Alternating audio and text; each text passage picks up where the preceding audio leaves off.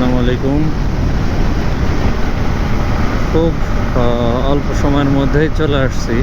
রাস্তা মোটামুটি খুবই ফাঁকা। তো এখন ভাঙার কাছাকাছি আছি। ঢাকা খুব বেশি দূর না, ঢাকা সম্ভবত আর 71 বা 73 কিলোমিটার মেবি। এখন আমরা এই যে ভাঙা স্ট্যান্ডে প্রবেশ করলাম। বাম দিকে চলে গেল ফরিদপুর, ডান দিকে গেল বরিশাল, সোজা চলে গেল ঢাকা।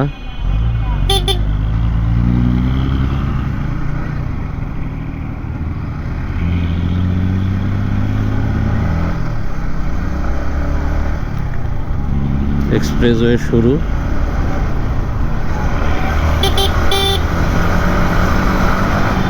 বাস ঢাকা সোজা, বরিশাল সোজা দিচ্ছে, বাট বরিশাল সামনে যে ডাইনে চলে যাবে, ইউটার্ন নিয়ে আসতে হবে।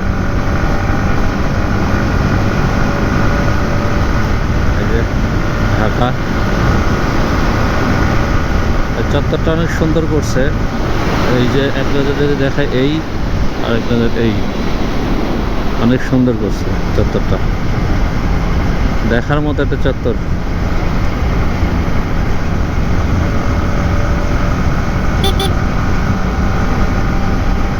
খুবই সুন্দর একটা চিত্র।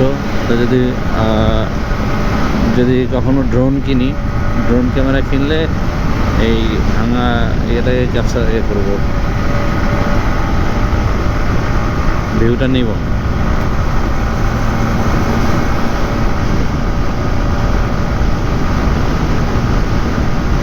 পথশুল্ক অর্থাৎ টোল হচ্ছে 1.5 কিলোমিটার সামনে গেলেই হচ্ছে টোল দিতে হবে।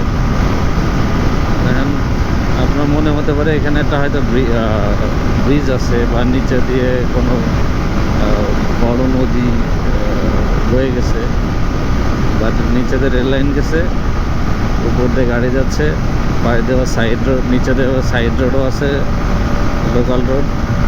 অবশ্য নদী আছে, অত বড় না, ছোট নদী। সেটাকে অনেক, ব্রিজটা অনেক হাই করে করছে। এটা 50 বছর আছে আসলে, পরিকল্পনা করেই, 50 বছর পূর্বের পরিকল্পনা করে এটা করা।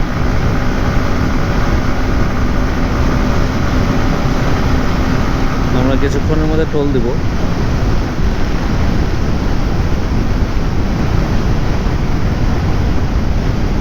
যদি টোল দেই, এখন ডিসাইড করব কোনটায় টোল দিব। তো আমরা এটাই বেছে নিই, এইটা হচ্ছে বেছে নিলাম।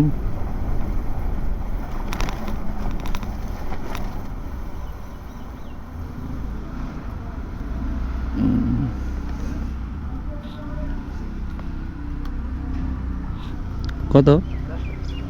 10 টাকা টোল।